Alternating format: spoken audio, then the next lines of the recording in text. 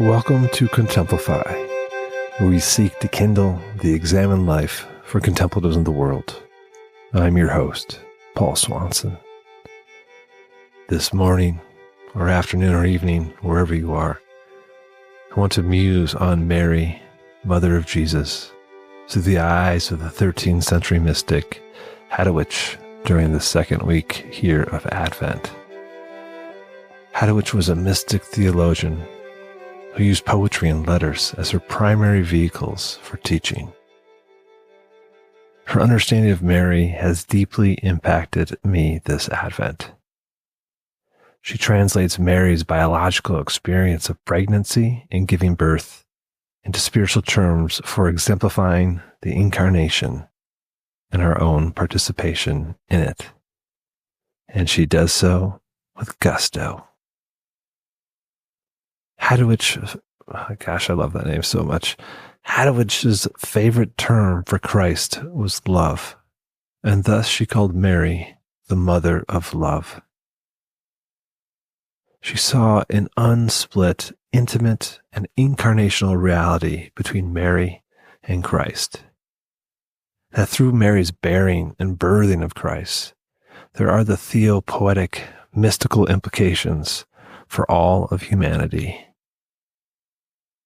Mary both symbolically and in actuality bears Christ's divinity in her body and imitates Christ's humanity in her suffering and delighting of his birth. So for Hadewijch, the incarnation of Christ is the divinization or theosis for Mary, and ultimately for all of us. In her letters to her sister Beguines, Hadewijch uses shorthand teaching phrases for this process. She calls it growing up and giving birth to love. For Hadewijch, growing up is attuning your life and following the person of Jesus. As she sees it, growing up is humbly opening up oneself to suffering through the works of justice, which is an inextricable partner with the delight of giving birth to love. Hadewijch saw that we enjoy God's divinity by imitating the humanity of Jesus.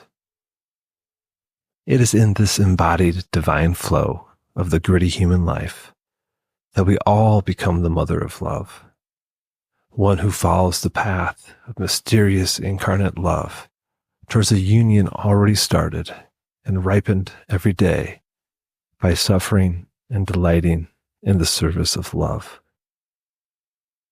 Love lives inside of us. We imitate and suffer love to give birth to love so that we may increase the way of love.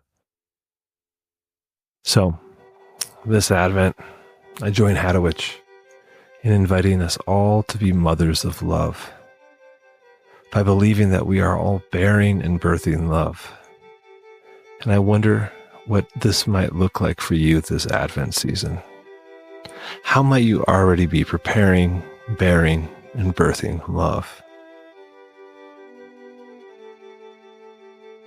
Thanks for listening to this bonus episode of Contemplify here this Advent season. May it be a deepening in the darkness. Till next time, friends, be well.